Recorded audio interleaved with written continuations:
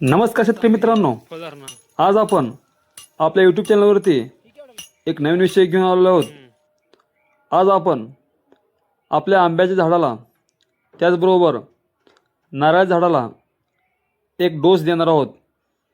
तर तो डोस दिल्यानंतर ना त्या झाडांना त्याचा फायदा काय होतो किंवा तो डोस कशा पद्धतीने द्यायचा हे आपण या ठिकाणी बघणार आहोत. तर हे तुम्हाला दिसत आहे ते आपण पहिल्यांदा आंब्याच्या झाडाला डोस देणार आहोत. अशा प्रकारे प्रोगोच्या साहाय्याने आपण याला पहिल्यांदा होल मारून घ्यायचं आहे. ज्या ठिकाणी पांढरी मूळ असते त्या ठिकाणी खाली आपण प्रोगोच्या साहाय्याने होल केलेला आहे आणि त्या होलमध्ये आपण त्याने जे जैविक औषध बनवलेलं आहे त्याचं नाव आहे मँगो प्लस. तर हे मँगो प्लस आपण 10 ते 12 ml त्या खाली मुळीमध्ये आपण सोडणार आहोत. तर त्यांचं असं म्हणणं आहे की हे सोडल्यानंतर ना याचा जो मोहर आहे तो गळणार नाही किंवा याची जी वाढ आहे ते जोमदार पद्धतीने होणार आहे. त्याच्यामुळे आपण ह्याला हा डोस देतोय. त्याच पद्धतीने याची रोगप्रतिकारक शक्ती या ठिकाणी वाढणार आहे. आणि त्यांना आपण विचारलं असता की याचा रिझल्ट कधी येईल, तर त्यांनी सांगितलं की सध्या जी आपल्या आंब्याची स्टेज आहे ते स्टेज मोहर लागलेले आहे, त्याच्यामुळे याचा रिझल्ट लगेचच त्यांना लागलेला आपल्याला दिसून येईल. आणि त्याच्याबरोबर मँगो प्लस बरोबर त्यांनी दुसरं एक औषध सोडलेलं आहे, त्याचं नाव त्यांनी सांगितलेलं नाही, त्यांनी स्वतः बनवलेलं आहे औषध. तर त्याच्या दोन्हीच्या कॉम्बिनेशननं याची वाढ आणि मोहरसाठी आपल्याला फायदा मिळणार आहे. आता आपण नारळ झाडासाठी डोस देणार आहोत. आता हा जो नारळ झाड दिसतंय ते लहान आहे, त्याच्यामुळे आपण याला मुळीमध्ये आपण प्रोगोच्या साहाय्याने औषध देऊ शकत नाही.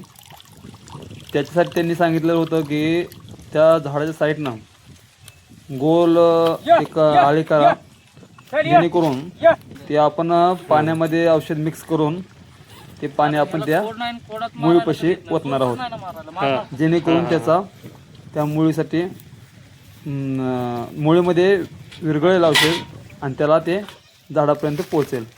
त्यांनी औषध ओतून मिक्स करून घेतलेलं आहे.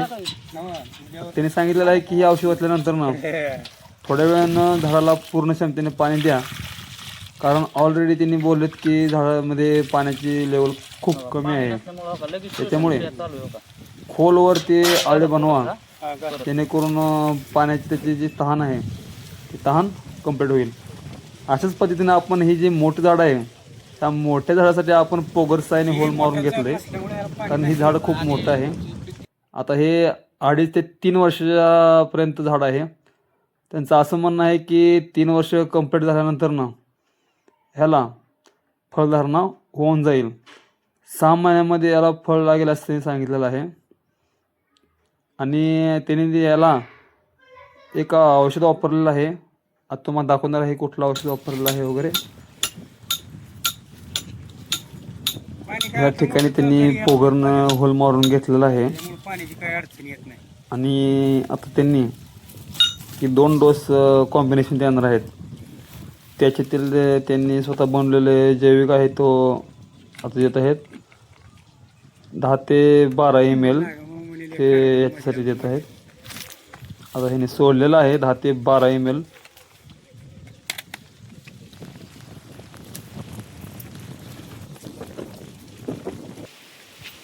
त्याचबरोबर दुसरं जे औषध आहे ते दुसरं औषध पण त्याच्यामध्ये आपण कॉम्बिनेशन करून देणार आहोत.